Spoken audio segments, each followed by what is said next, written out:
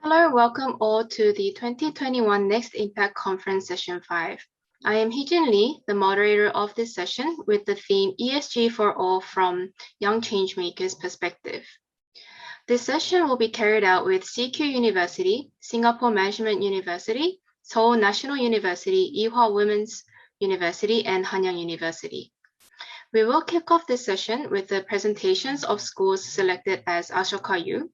They are CQ University, Singapore Management University, and Hanyang University. So CQ University will be the first to start the presentation, followed by Singapore Management University and Hanyang University. CQ University, you may start presenting now.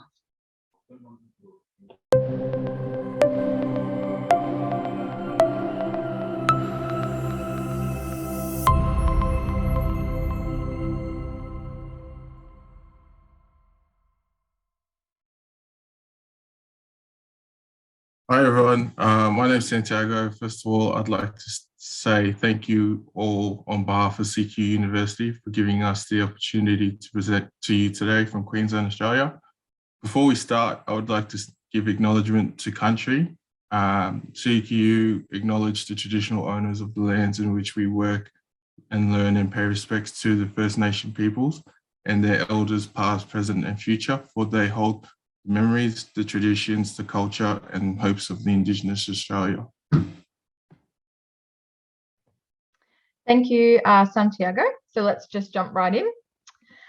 In Australia, we are facing issues across the environment, in society and in governance, on top of the current pandemic that we're all facing as well. However, an overarching concern in the ESG movement is that it's not well known to Generation Z in Australia.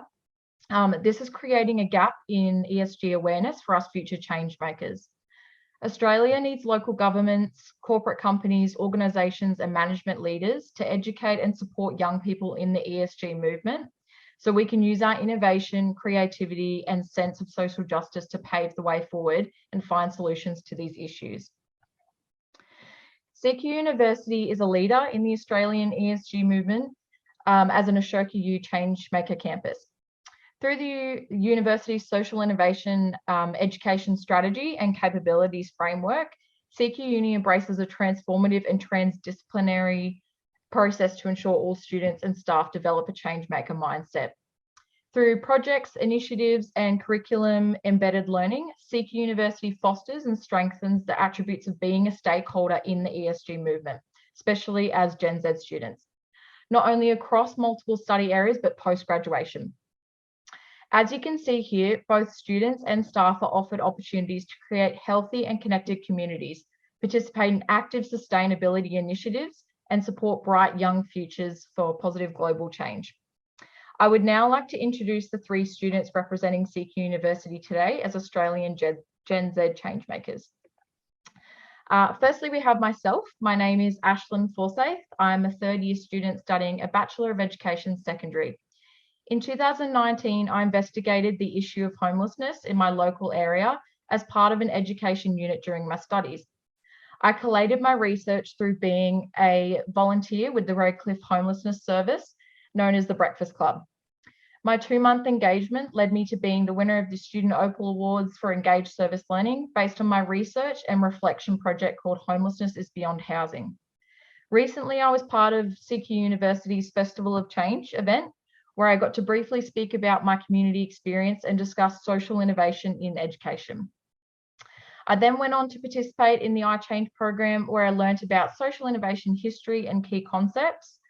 Ultimately, my passion and interest is in social change, particularly in embracing diversity and inclusion, and to be part of the shift in 21st century teaching and learning. I want to ignite an interest in social issues that both interest and concern my future students and encourage them to use empathy, design, and creativity to engage in meaningful learning experiences, where they find real solutions to social issues and make a real difference. I would now like to introduce our next student, Santiago Mills. Hello, everyone. I'm a second year student studying Bachelor of Construction Management. I have a solid commitment to a career in the building industry at a national and international level. As a first Indigenous First Nation person with Torres Strait Islander and Aboriginal heritage, I'm firmly grounded in my culture. In 2020, I appeared as a panelist on Generation COVID Youth Panel hosted by CQ University as part of the Festival Change. We discussed challenges faced by students from diverse backgrounds caused by COVID-19 pandemic and what visions we had for a brighter future post-pandemic and beyond. I've also worked on the award-winning James Cook University Ideas Lab that aims to transform the Far North Queensland innovation ecosystem with regional digital transformation, as well as create products and processes with real commercial applications to drive economic growth and diversity for the Northern Australia. My future goal is to complete my degree, return to the islands, and to boost the economy by using innovative building techniques to improve infrastructure and the quality of life for the community. I'd now like to introduce our final student, Abhishek Nadarajaj.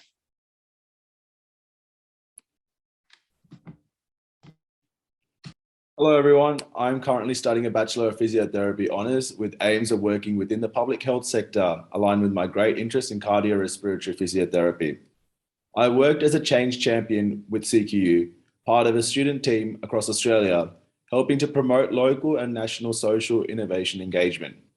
As a change champion, I have actively contributed to the development of plans and strategies of creating a student-centered approach to tackling issues of today and creating solutions of tomorrow. My goal is to help create a better tomorrow by looking for ways to put my knowledge and teamwork skills to help solve issues faced by society. To conclude our presentation, I leave you with our thoughts of what Gen Z can do to make the world a better place. Whilst we all come from varying disciplines and have different interests and concerns in relations to the ESG movement, both in Australia and globally, we are collectively and actively making contributions to positive change across all sectors. Thank you for your time. All right, thank you, CQ University. That was a great presentation. Now we would like to move on to Singapore Management University's presentation.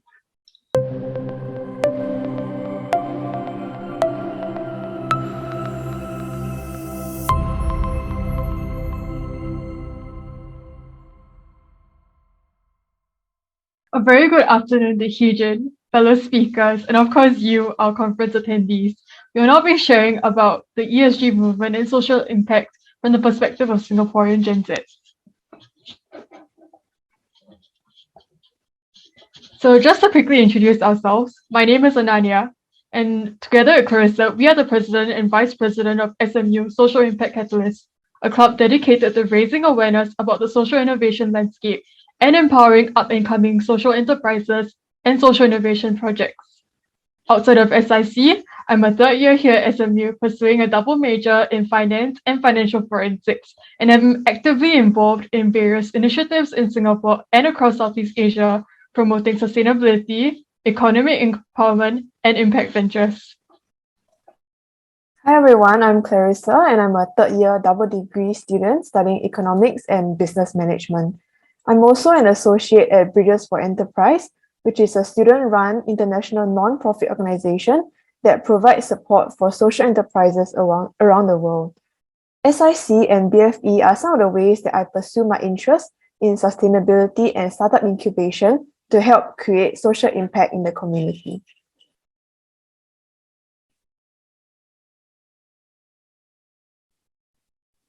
So in terms of ESG, there are several problems that stand out in Singapore. Firstly, environmental issues are a huge thing in Singapore, particularly because of our small size and lack of resources. We noticed that there has been a huge plastic problem in Singapore, and most households order food from food delivery companies or items from e-commerce sites, especially due to the COVID-19 pandemic. This generates a lot of plastic waste that ends up being dumped in our Semakau landfill, the only offshore landfill in Singapore. At our current rate of waste generation, Semakau landfill is expected to be fully filled by 2035, and this is a huge problem that needs to be solved. In a similar vein, food waste is also a huge problem, leftovers. Food waste is one of the biggest waste streams in Singapore, and the amount of food waste generated has grown by around 20% over the last 10 years. This is a problem because of the lack of landfill space that we have to dump the waste, and most of it is actually avoidable if there was better planning and management. Climate change is also another big environmental issue, particularly since Singapore has very high electricity consumption, particularly through air conditioning, but we lack the space to supply renewable energy, such as through building solar panels. We also lack sufficient wind speeds and natural flowing rivers to harness wind or hydropower. On the social front, with the impact of the COVID-19 pandemic, our social support networks have taken a hit, with mental health finally coming into the and a sharp increase in the number of young people seeking professional help. On a positive note, there are growing calls by various groups to recognize and support marginalized communities, such as persons with disabilities and single mothers, who often fall beneath the cracks of our social safety nets. Lastly, while governance is something Singapore excels in with robust anti-corruption measures, for instance, most companies have a box-ticking approach towards ESG reporting, while actually altering their business models to say, invest in reducing wastage in their supply chains. Moreover, while the Singapore Exchange mandates that its listed companies are required to publish sustainability reports, our local regulatory bodies do not currently monitor the accuracy and the extent to which companies follow with set sustainability reports, nor impose ESG reporting guidelines on small and medium-sized enterprises, which make up 99% of all businesses here in Singapore.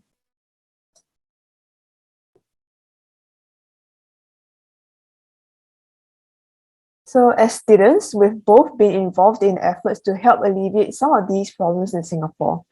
The first category of help that most students can offer is through volunteering for community service projects.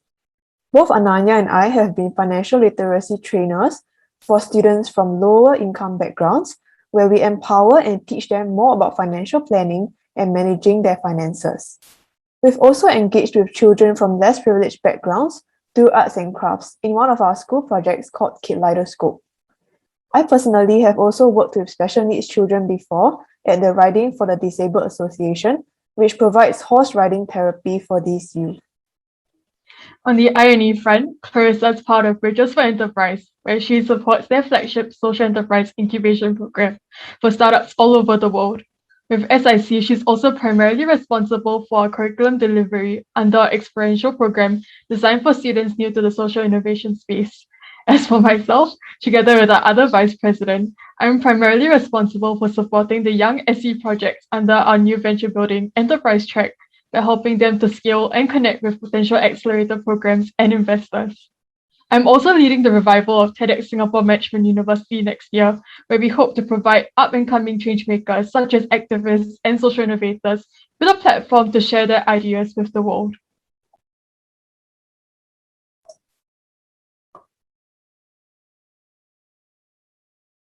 On a more personal front, we started Ground Eco late last year together with our other co-founders who are also passionate about environmental sustainability, especially the problem of food waste in Singapore.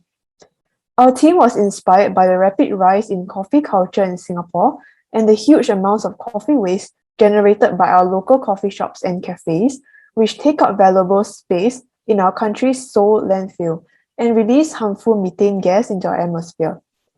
Fortunately, we also found that coffee grounds can be effectively used as a sustainable alternative to commercial fertilizers to grow mushrooms, and can also be used to create bioplastics, among other uses. The SDGs relevant to our project are SDGs 11, 12, and 13, and while we hope to start by selling mushroom grow kits and conducting workshops. Our end goal is really just to promote sustainable consumption culture, which tackles food waste and packaging waste. Our project was one of the inaugural winners of of SMU Social Engine competition, and we hope to formally launch it as a social enterprise in the near future. However, we have faced several challenges on our journey, including a lack of funding available to kickstart social enterprises and nonprofits, especially for young people such as ourselves with limited resources, especially since the limited funding and support available tends to go towards similar sustainability-driven projects who focus on the more commercial aspects of waste reduction and recycling. There also aren't many qualified mentors in the space here in Singapore, as most organizations are either heavily leaning into the nonprofit space or merely donate a proceed of their funds into causes, with few entrepreneurs actively incorporating a social cause into both a profit-generating venture. Lastly, as students, it is hard for us to juggle our time in school and running social innovation projects, as our society still places a huge emphasis on grades and padding up our resumes with internships and more academically aligned extracurriculars. So with that, we've talked about what we have done for the community thus far, and we definitely hope to bring our project, Ground Eco, even further in this journey. We hope that more people would be inspired to give back to the community in whatever small way that they can, and we certainly hope more support will be given to these people to create real and measurable impact, not just in Singapore, but around the world. Thank you. Thank you, Singapore Management University, for a wonderful presentation. Now let's welcome Hanyang University for their presentation.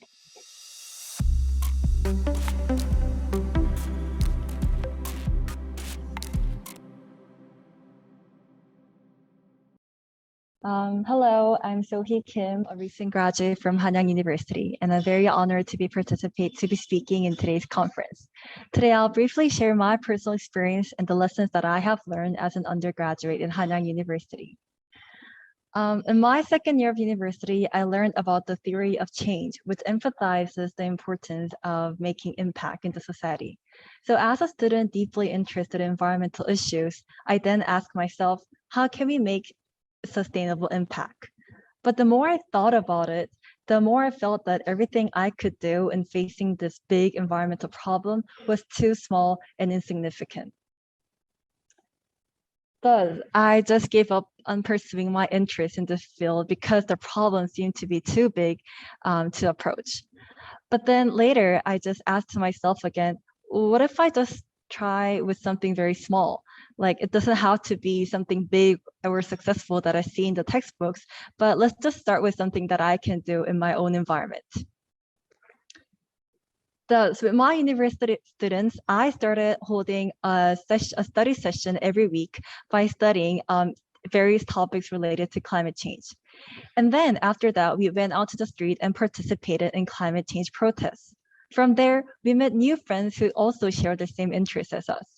And with them, we decided to make a team named Hanyang Environmental Activism Leaders because we believed that we could actually make some collective impact within our own community as long as we cooperate. So after that, we started meeting people outside of our universities.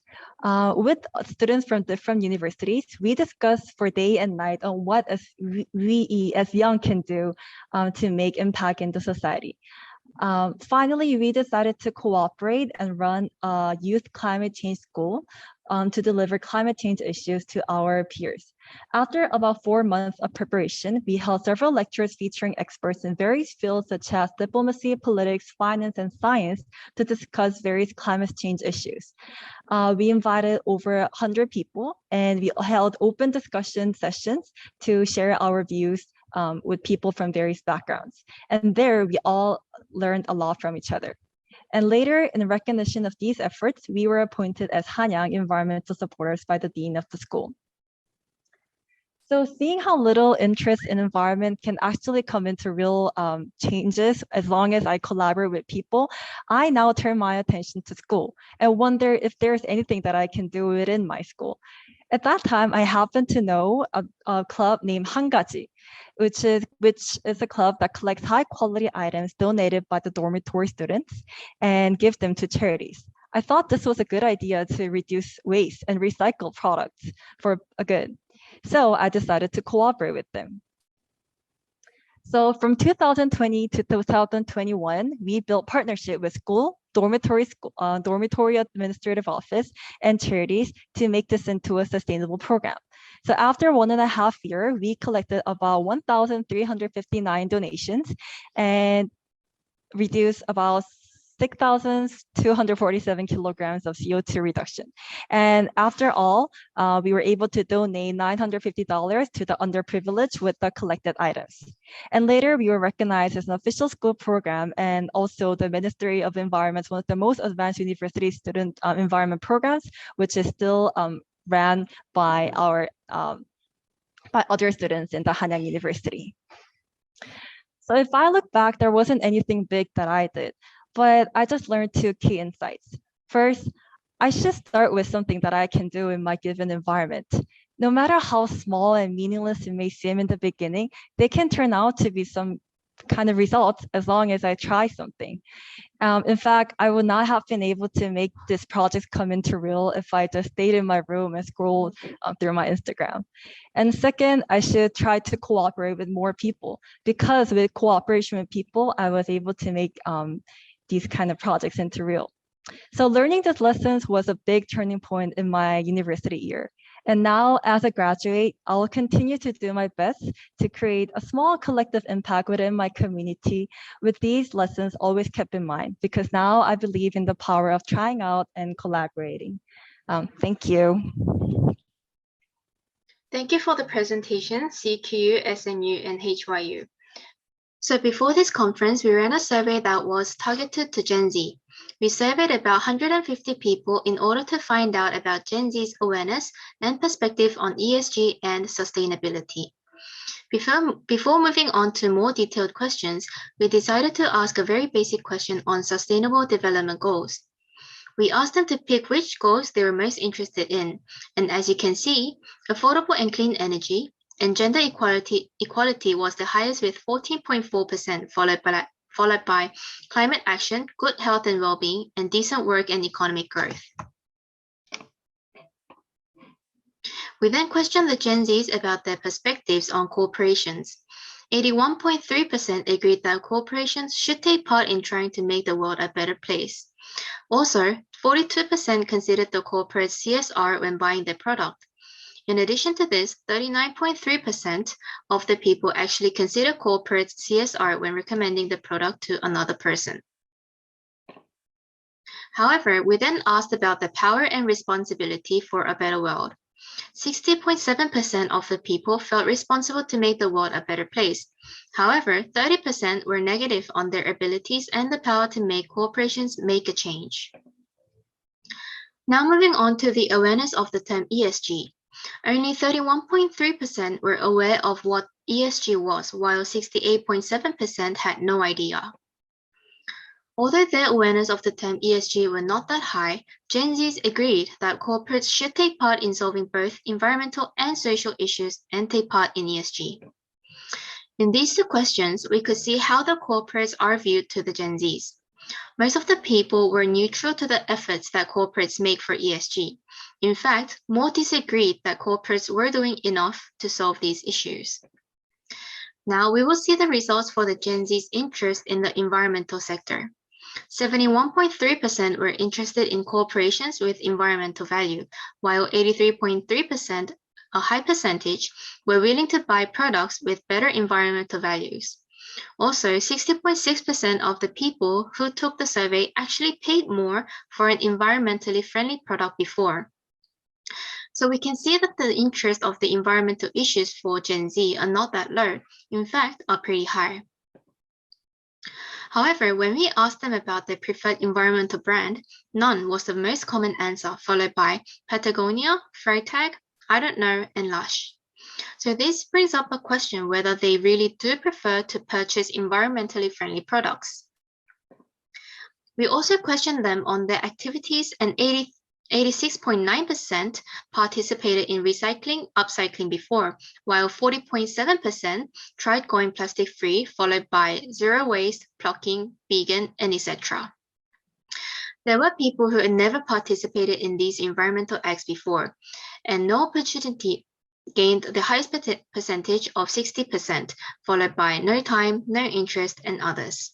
So we are now a bit more clear on the reasons why Gen Zs do not participate in these activities. Let me move on to the social sector now. Similarly, 71.4% were interested in corporations with social value, and 80.6% were willing to purchase a product with better social values. However, only 50% actually paid or bought goods with good social values, which is about 10% less than the environmental sector. We asked the same question on the preferred social brands, and the result was very similar to the answers in the environmental sector. So this also raises a question on their actual interest in ESG. There were a little bit difference in the participation in social activities though.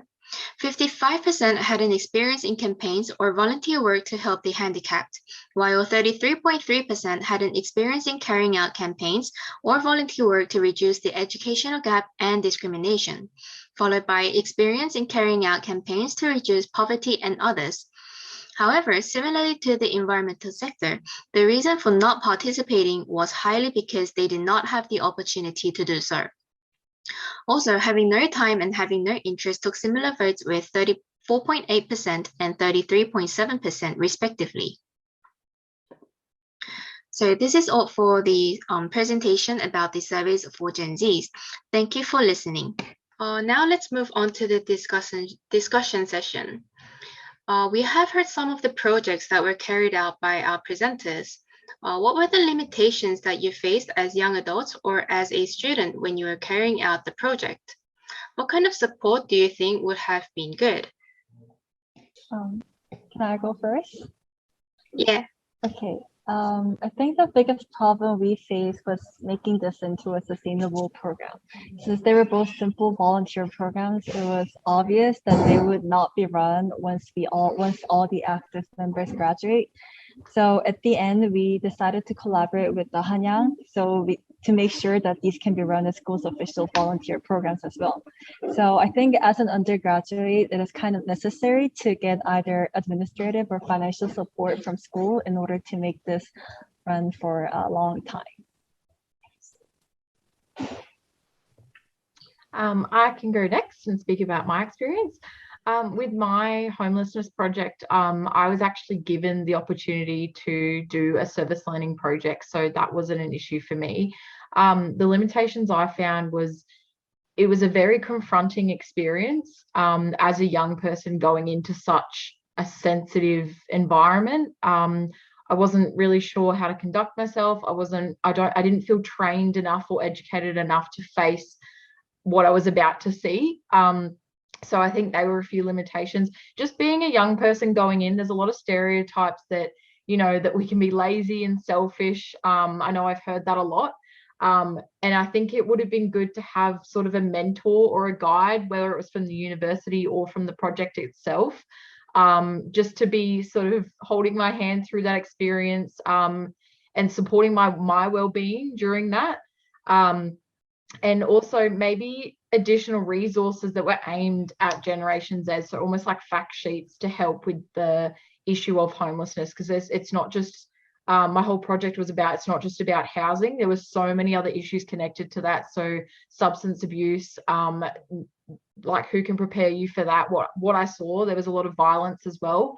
So I definitely think just having some sort of preparation that's aimed at young people, because yes, you may be given that opportunity, but when you go into it, it can be very confronting and daunting, and what happens after you're given that opportunity, definitely. Thank you for sharing your experiences, Sohee and Ashlyn.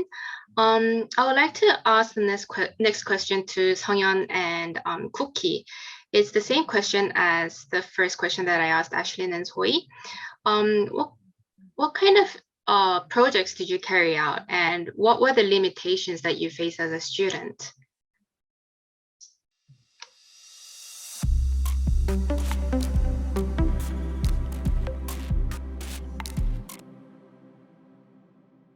Can I go first? Well, I participated in 2020 SK Sonic Global Happy Innovator Program as a team leader and promoted social action project on senior Corona Blue. Since social welfare centers are closed amid COVID-19 pandemic, seniors were suffering from depression, anxiety, and stress. However, there was no practical solution to ease their hardship. So I set the goal of the project to help seniors refresh their feelings and enhance their emotional stability. So we made emotion diary and emotion stickers to make seniors express their feelings more often and developed hobby programs using hobby kits such as meal kits and plant kits. After the ideation process, we actually conducted a 3-week pilot program through Apgujeong Senior Welfare Center. All of our participants showed positive emotional change after this project. I could learn how to think in other people's shoes, especially the underprivileged, who are vulnerable to COVID-19. The project gave me an inspiration and passion to carry out more projects to help the underprivileged of our society and come up with creative solutions to tackle various problems we're now facing. Although college students like me have interests in ESG and problem solving, not many of us could find opportunities to participate in activities of planning and conducting projects in order to spread out ESG. According to the survey of college students, the belief that young adults can bring about social change by presenting creative ideas was high, whereas the belief in the ability to put the ideas into practice was low. I think this is because there are not many classes or programs in college curriculum giving students a chance to make research outputs about social issues that we're interested in and promote their own social action projects. So I'd like to address the importance of expanding project-based courses in college curriculums. Thank you.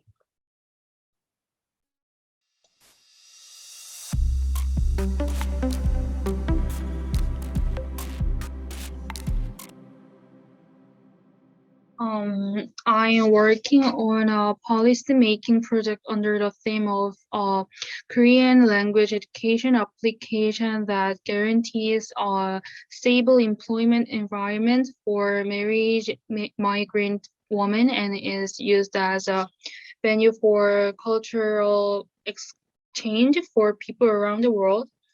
Since it is a policy proposal program, our team is a process of discussing with several policy researchers.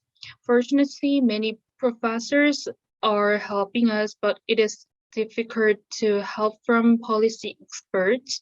In particular, it is difficult for us as students to know how to raise funds when making policies, but many experts have not been able to help us in policy making because we are not experts and because we are still students.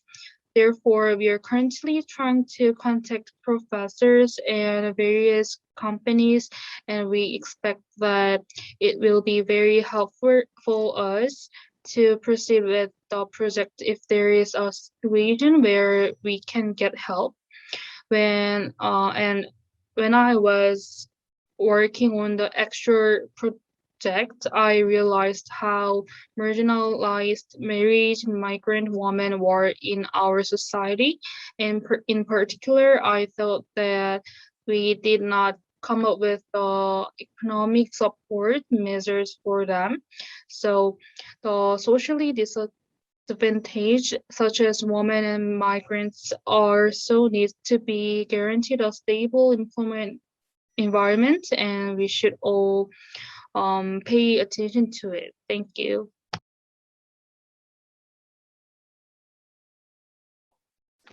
Okay, that's very great. So I guess education and more awareness is needed in order to expand or spread the social innovation and make a change. And also in the survey, we saw that the awareness of the term in ESG in Korea was pretty low. How well do you think that the Gen Zs in your country know about the ESG? And why do you think so? So Ashley, do you want to answer this first? Yeah, so like I said in our university presentation, in Australia, the term ESG itself is not particularly well known among Gen Z. I like to think I'm well versed in the trends of our young people today because I'm in a school environment. So that's sort of where I draw a lot of my experience and knowledge from in this area. I think the terms environmental and social are gaining traction in terms of they're being more embedded into the curriculum in secondary school and definitely in tertiary studies, so in universities as well. I know from my experience, I've definitely had a lot of opportunities to engage in social innovation projects, even just learning about how it links to different disciplines. So I definitely think we're getting there. I don't know if I'd say we're behind. I think we are very progressive in terms of embracing social diversity and having different perspectives being heard. But just like everyone else, we've still got a long way to go. I know after I did a bit of research on this topic for the conference, where our environmental commitment and targets are quite low and we're behind in that front, but we're aware of it. So I think that's the first step, is getting the Gen Z to be aware of what the movement is itself. And they do have a sense of social justice. They want to know how it relates to them and what it means for them. Like when kids learn algebra, they go, why do I need to learn this? I'm never going to use this in my life. We need to link all of the social innovation concepts to something that is real, that they can get a part and be part of and actually make a change and see that change happening in front of them. So I definitely think we're getting there, but it's not a trend on TikTok at the moment. It's still something we're trying to build traction on. So, all right, Clarissa, do you want to answer the question as well? Yeah, sure. So I think similar to Korea and Australia, I think Singaporeans don't really know much about the term ESG itself because it isn't something that we focus on in schools and things like that. But even though we don't really know about the term, I think almost every Gen Z in Singapore has been involved in some sort of environmental or social project. And there's also been increasing awareness of the term ESG through like courses that we can take in school. Like for instance, in SMU, we have a sustainability major that we can take under business management, or a climate change module that we can take under our university core modules, where we learn about like adaptation and mitigation measures that we can take to combat climate change. And I think there's also an increasing traction to student clubs. So since SMU is a business school, it places a lot of emphasis on finance. And I think clubs like Impact Investing Club has been gaining a lot of popularity because it also adds the ESG aspect on top of the finance part. And there's also the SIC Club, which Anaya and I are heading. And we focus on like social entrepreneurship, although we are still a relatively new club in SMU. And I think majority of students in Singapore focus a lot on social issues through volunteering for community service projects. And actually for SMU, we have a mandatory 80 hours of volunteering before we can actually graduate. So it's kind of ingrained into our culture to take part in community service projects, although the intentions may be different for different people. So some of us may take part in it to boost our resume, while some are like truly passionate about the cause. And on top of environmental and social issues, I think not many of us are aware of the governance part of ESG because our projects, I feel, are more local scale and possibly focusing on things that we as students can influence, like the environment and the social aspects. Yeah. So I see all these changes, all these initiatives are actually happening in schools. And I'm starting to think whether students are actually lacking a platform to be creative or to express their new ideas or to make a change, or do you think it's just a lack of education, a system or something? Ashlyn, I guess you're majoring in these kind of fields, so do you want to answer that question for me? Yeah, I definitely think it's a little bit of both. I think the awareness, like I said, it needs to link to something that they care about. Otherwise, they don't see the purpose behind it. So, and it's from my perspective, it would be very easy to link a lot of normal school subjects into a project based assessment, because that's really all kids think about is like, oh, I've got to pass this assessment. But if it's if it's becoming something that's purposeful and meaningful to them, that's giving them the platform to be creative, to think outside the box, to pick a cause that they're passionate about, or something that's really close to home. And you are able to just guide them through that process, and they learn by themselves. Like through that process, they learn so much from that. So I definitely think there is a need for more awareness, and that can come from extracurricular initiatives in schools, but it can also be in the classroom. It can be either. And it would be very easy to have a template for kids to follow in terms of, here's a project, these are the parameters, but you investigate it, you get in there and you give us what the issue is and deep dive into it. I think that will give them the creativity and innovation that they can find from themselves. It's not us telling them, here, you need to go and be creative and innovative. So yeah, I definitely see that is gaining traction as well. It's just a matter of these organizations and the Department of Education's just putting them forward and putting them in the curriculum, I think.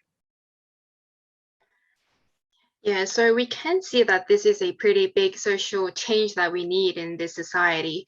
Another social change we need, I guess, should be education gap, reducing education gap, apart from the social innovation or learning about these kind of things, and also unemployment.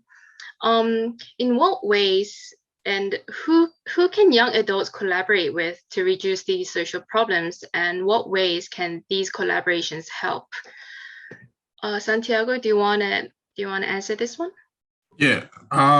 So from my experience, there's a couple of ways in Australia that you can sort of tackle the education gap and unemployment gap. So we have government services such as Centrelink that will help us sort of find work.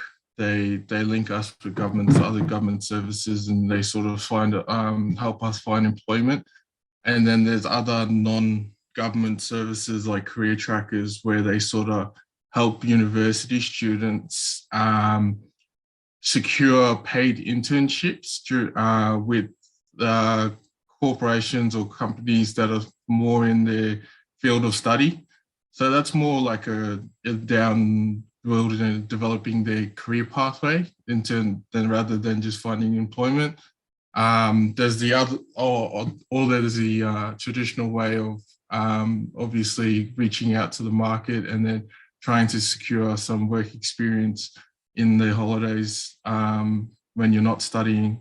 So there's a couple of ways in Australia, but that's what I've sort of found were the three main ways that I could get sort of work.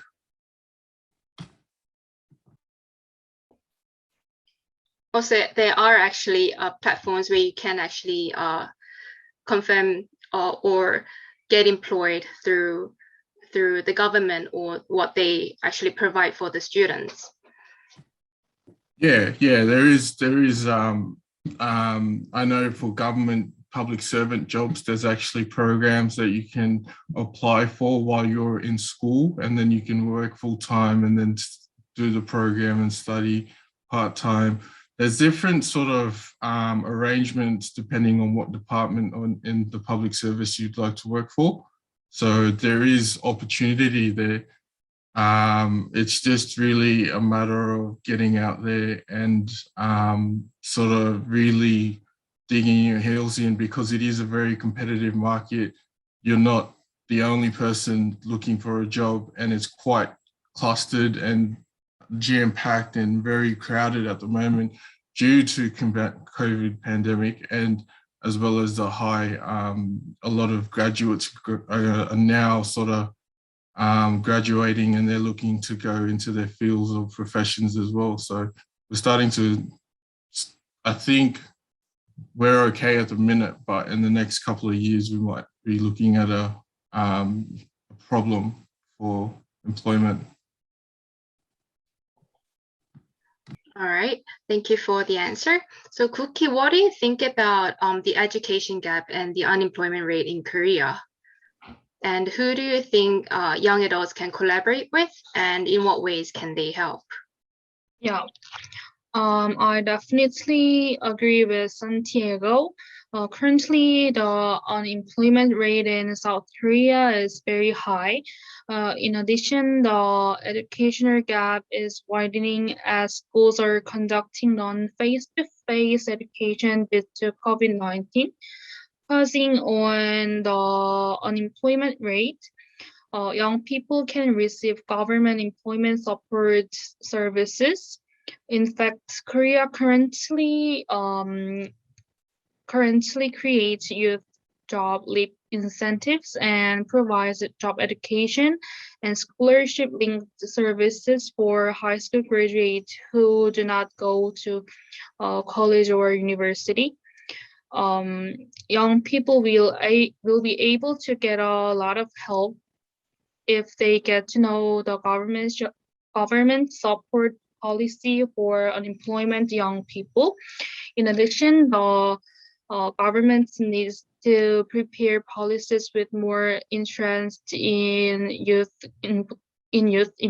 unemployment, and efforts should be made to build a stable employment infrastructure and strengthen legal protection and create jobs. Thank you.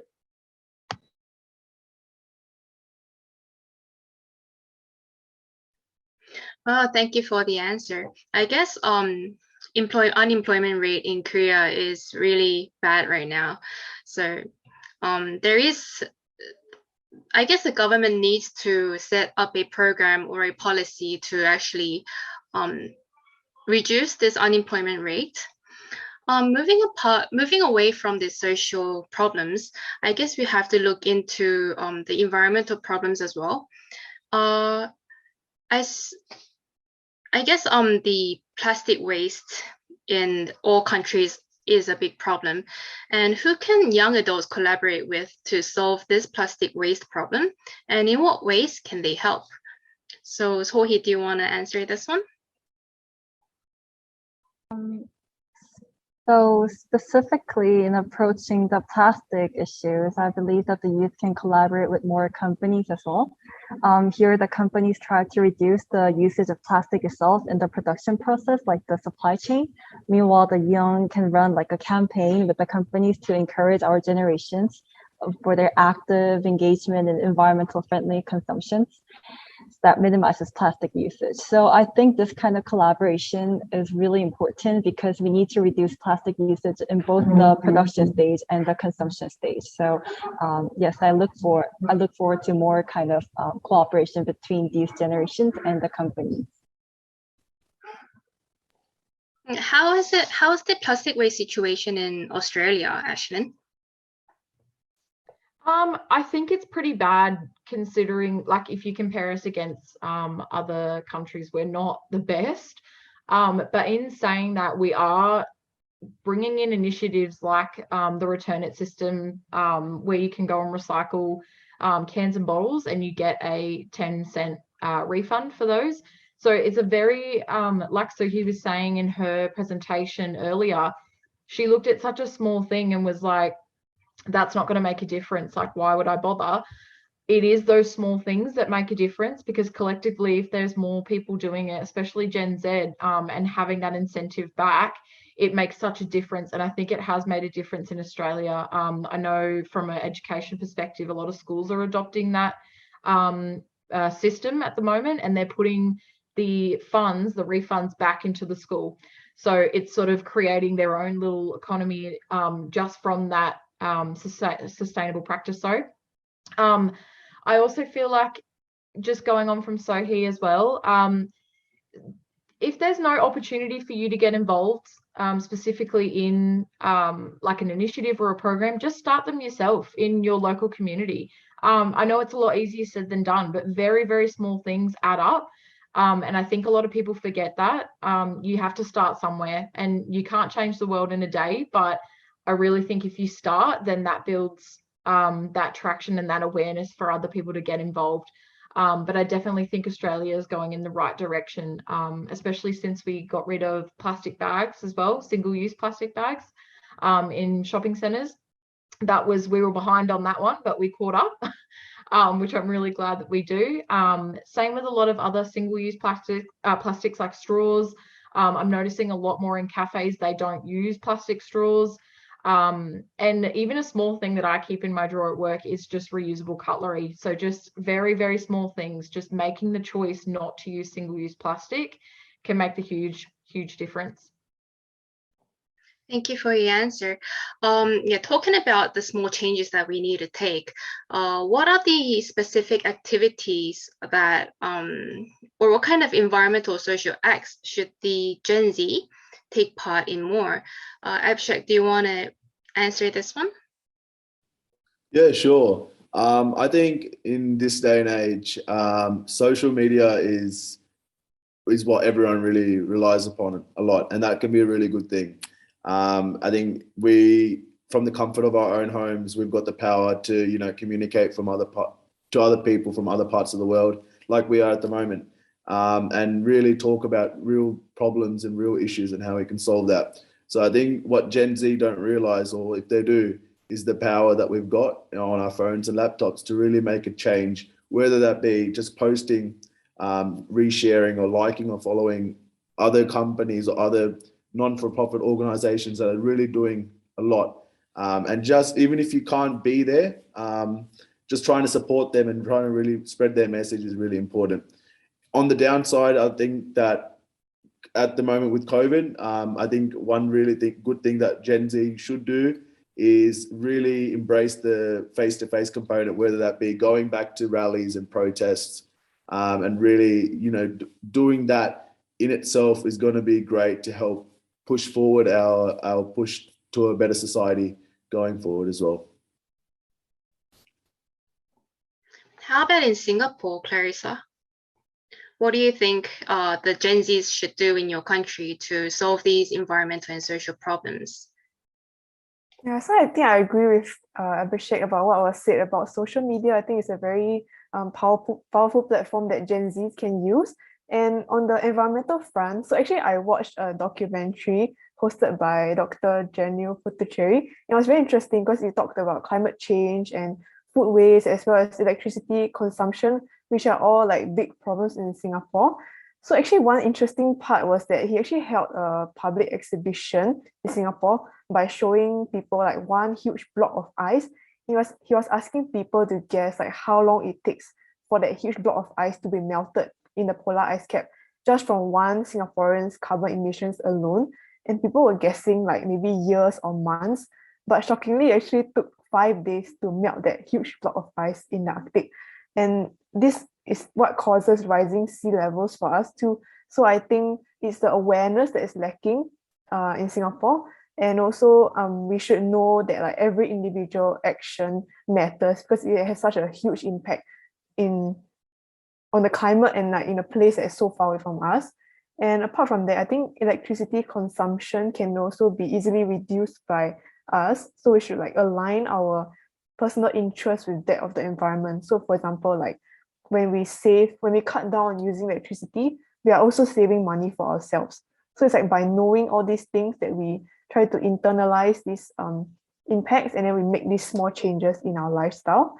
And also other simple acts that like probably more affluent people might overlook, like for example, turning off the lights and the air conditioning when they're not in use. Yeah.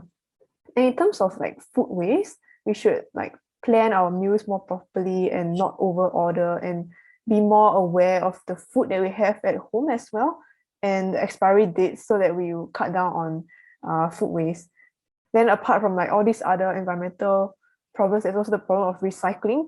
So I think like there's a lack of awareness in terms of knowing what we can and what we cannot recycle.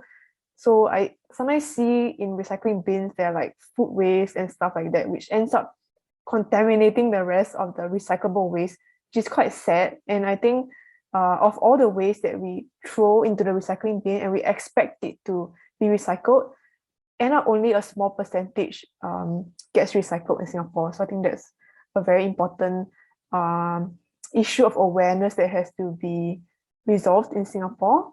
And I think for greater impact, apart from all these lifestyle changes, I think Gen Zs can also consider starting their own social enterprises and partner professionals to conduct research and development and to innovate new products. So like for example, in Singapore, actually there are university professors that have been finding ways to recycle plastic to be made into other products, like for absorbing oil from the ocean from oil spill, and even clothes that are made out of PET plastic bottles.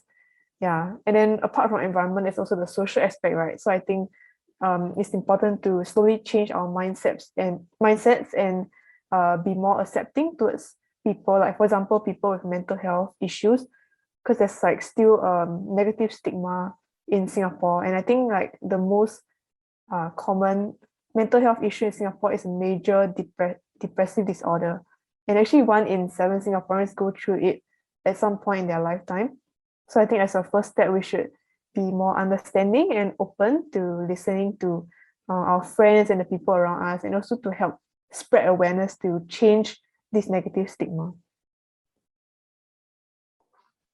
Thank you for replying. Well, I guess awareness is a huge thing. Everything just starts with awareness. And even in Korea, awareness is spread really quickly through SNS. And I guess Korea is really one of the countries that are really, that gets the trend quickly. Yeah, so Song-Young, what do you think that Korea should do more, like the Gen Zs in Korea should do more to for the environment and the society? Well, I agree with Hee-jin. I think some of Gen Z in Korea have already shown various ways to participate in eco-friendly moves. They try to deselect disposable spoons and chopsticks when ordering food through delivery applications, and they also bring glass containers to cafe or restaurant to reduce plastic use. But they feel that these efforts as an individual have limits. They want to find companions who can share information on eco-friendly events and carry out eco-friendly activities such as walking, zero waste challenge together. Also, they try to see if a brand's value align with their position on environmental issues and expect more corporations to come up with eco-friendly products and services. They also agree with ESG vision and are willing to pay for it. I think this are what I have found out with my club members through research and interview with Gen Z last semester.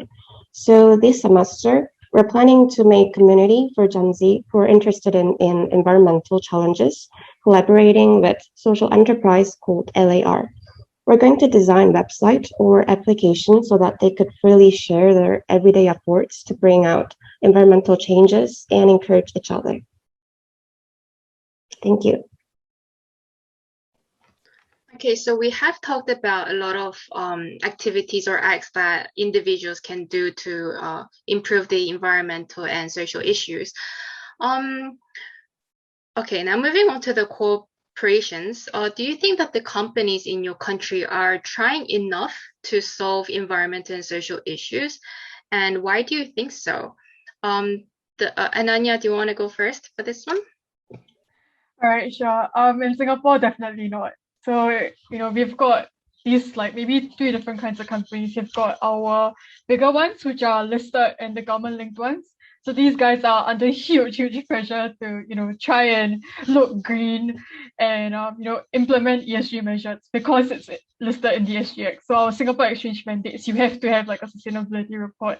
So that's why they, implement certain measures, and they fund causes such as programs like ours. So, things like this. So that's like the big guys. Then we've got the SMEs, which are our small and medium-sized enterprises. There's not a lot of pressure on them to, do anything about the environmental problem or any social problem. So they're kind of left largely untouched for now. And you've got your startups. And in the startup scene, again, people here are very much into emergent technology, but it's not necessarily the ones that are, more socially aligned or more environmentally aligned. So I think in general, our corporations are not doing enough, but that's where us as consumers and like the government comes in with like, financial support. So I guess if we are able to channel our money towards causes and companies that support these causes, then, that's going to make a huge difference, especially in the startup scene, where you can see that the venture capital funds, the people that are funding them, they're under huge pressure now to fund more environmentally aligned, more socially aligned companies, more socially aligned startups. So that's something which I think is quite amazing and quite gratifying to see it in that space. Within the SME space, I think it's really just like the government like putting out more carrots out for these companies and saying, you know what, maybe if you are kinder to older workers, or if you give people more sick days, we'll probably give you more publicity, or we can give you more incentives. So that's something that could probably support the SMEs, which are the least motivated right now to do anything about it. And for the bigger companies, I think we can do a little bit more. We can be a little bit tighter on the regulation like perspective, and we can actually do some monitoring work. So actually go and monitor and check and ensure that, if you're saying that you're doing this much to reduce the environmental impact, make sure that actually, yes, you are doing that much. If not, that's just false reporting. And that's not really what, you set out to do. So I think there's a lot we can do. But it's not just like a corporation perspective. Like us as consumers, we put our money into these companies. If we put our money towards like more sustainable causes, people do notice and the government does take action. Yeah.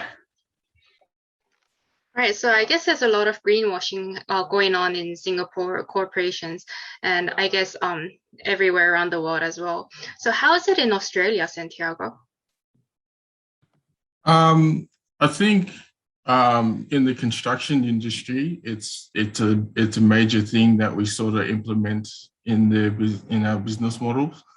So obviously in construction, we try to minimize our waste, and how we do that, we can sort our materials from steel to timber, get them into the actual recyclable different lots, and then we can cart them off into the where they need to go.